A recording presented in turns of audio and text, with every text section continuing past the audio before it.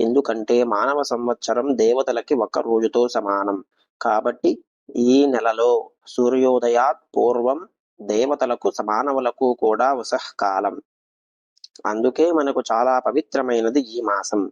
ఈనాటికి మలబారు ప్రాంతంలో ఈ నెల రోజులు ఆడపిల్లలు గుంపులుగా తెల్లవారుజామునే దగ్గరున్న నదికి లేదా చెరువుకి వెళ్లి స్నానం చేసి దేవుణ్ణి ప్రార్థిస్తూ పాటలు పాడుతారు.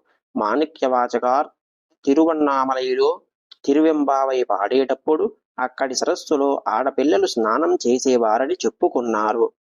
సంగం కాలం నాటి సాహిత్యంలో కూడా తెల్లవారుజామున కన్నెపిల్లలు ఆడవారు స్నానం చేసి పాటలు పాడేవారని తెలుస్తుంది.